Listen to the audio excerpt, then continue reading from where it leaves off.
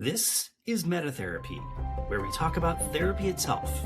Not advice, not diagnosis, just understanding the process so you can use it better. Each episode of MetaTherapy is psychoeducation, not therapy. If something resonates, it's meant to be language you can bring back into your own work.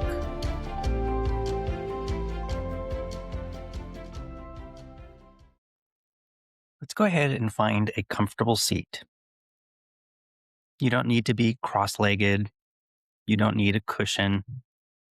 A chair works. The floor works. Wherever you are is exactly right.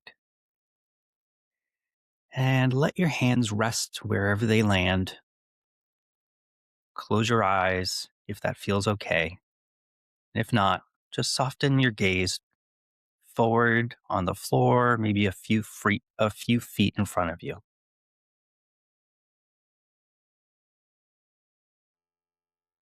Go ahead and take one breath that's a little deeper than usual. It's not a performance, just a breath that actually reaches the bottom of your lungs. And let it go slowly.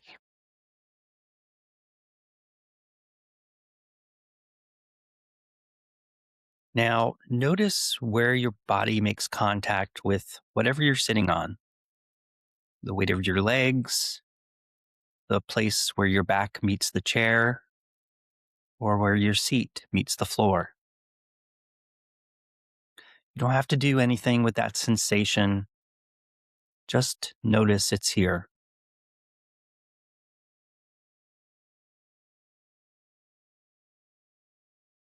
Now go ahead and let your breath settle into its own rhythm. You're not controlling it. You're just watching it, observing in and out.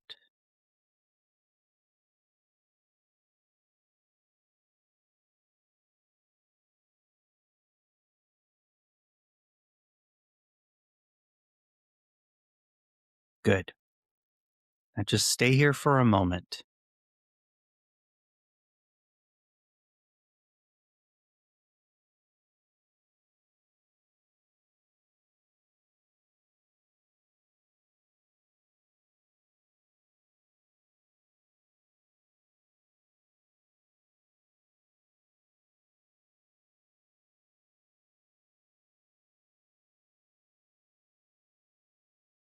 I want to invite something in now. You don't have to go looking for it. It's probably already there. It's a thought, a situation, a worry that keeps coming back. Something that circled more than once this week. Maybe it's not the heaviest thing you carry. Not that thing that would require a whole day to unpack. Just something that has returned. Something familiar.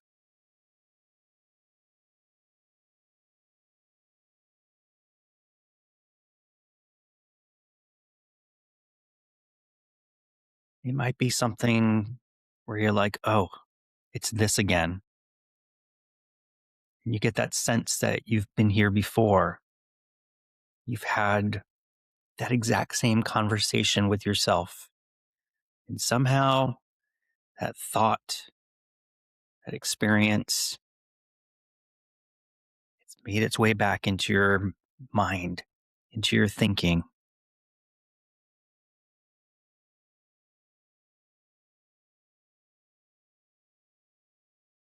Go ahead and let it surface, whatever it is.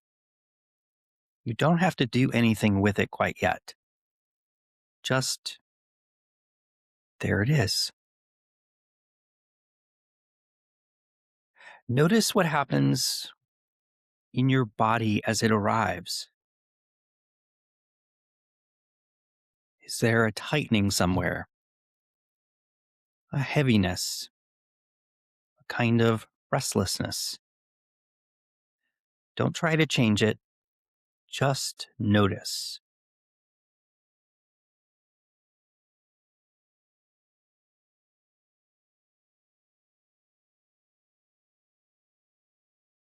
Now, I want to try something with you.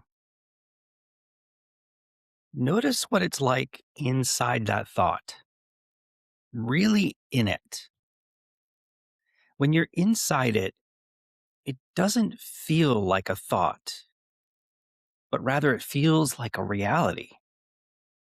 It feels like something you have to figure out right now.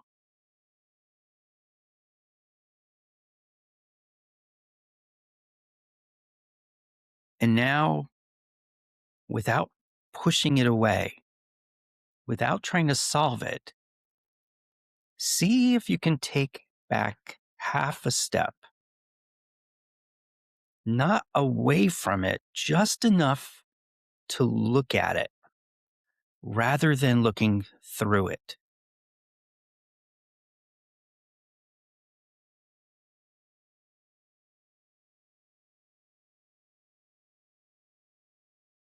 Notice how when you take that half step back, there's just a little bit of space.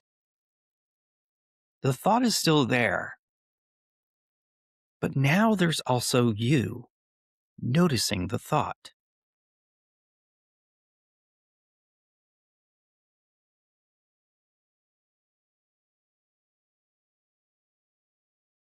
Notice what that's like inside your body.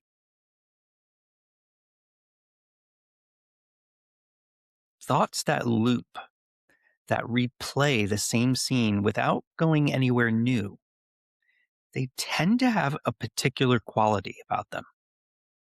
Heavy, hot, a churning kind of restlessness. Reflection has a different quality. Lighter, more like curiosity than dread. Like you're actually interested in what you might find rather than bracing for it or running away from it.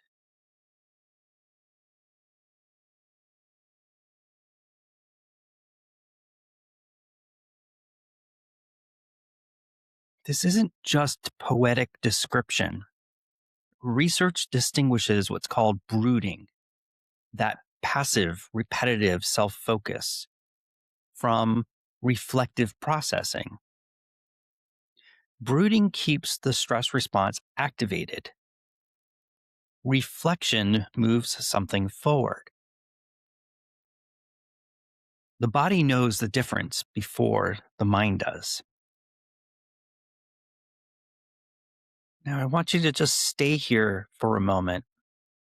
Thoughts that loop, that replay the same scene without going anywhere new, they tend to have a particular quality. Heavy, hot, a churning kind of restlessness. Reflection has a different quality. Lighter, more like curiosity than dread. Like you're actually interested in what you might find rather than bracing for it. This isn't just poetic description. Research distinguishes what's called brooding, that passive, repetitive self focus, from reflective processing. Brooding keeps the stress response activated. Reflection moves toward something. The body knows the difference before the mind does. Stay here for just a moment in that half step back.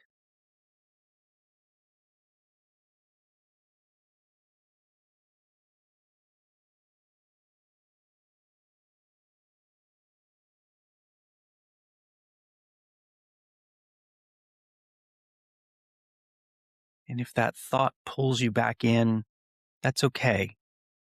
That's what thoughts do. Just notice that it happened and take a step back again. The noticing is the practice.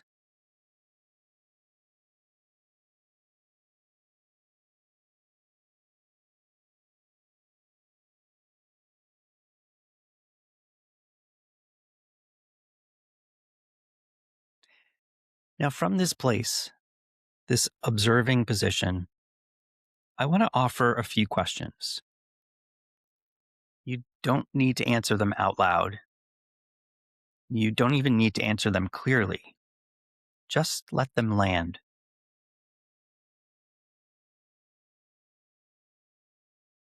The first thought, the first question: what is this thought trying to protect?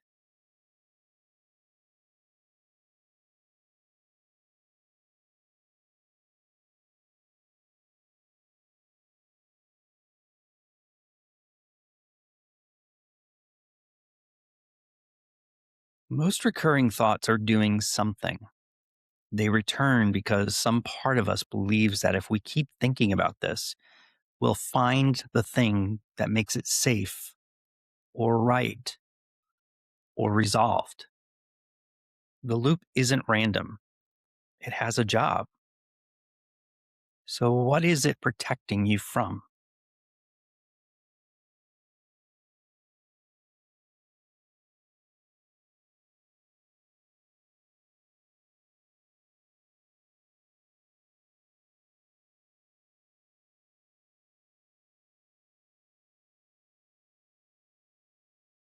The second question: has anything new emerged from revisiting this?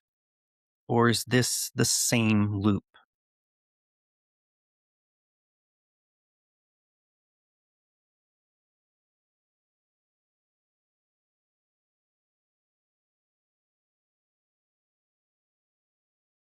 There's a difference between processing and replaying.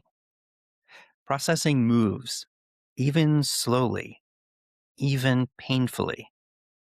Replaying returns to the same frame. If you've already extracted everything useful from this thought, if there's nothing new here, that's important information. The thought may still come, but you don't have to follow it the whole way through again.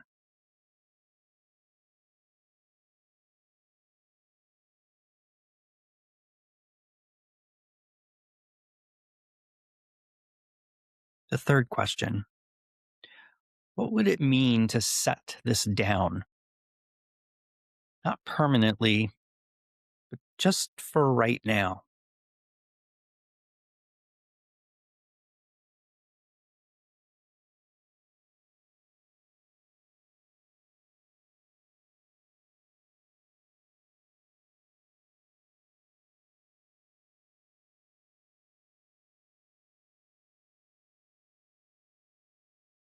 Setting something down is not the same as pretending it isn't there. It means I'm choosing in this moment not to carry it.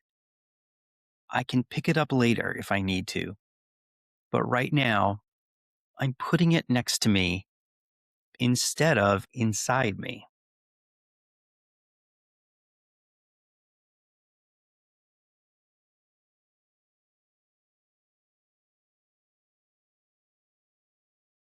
Now go ahead and take a breath.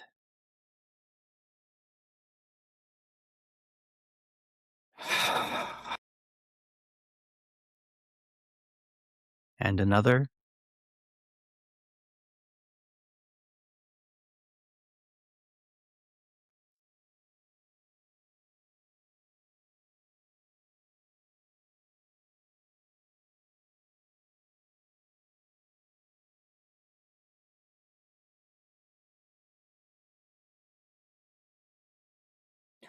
When you're ready, let your eyes open slowly. Take a moment before you move. Notice where you are, the room, your breath, the weight of your body.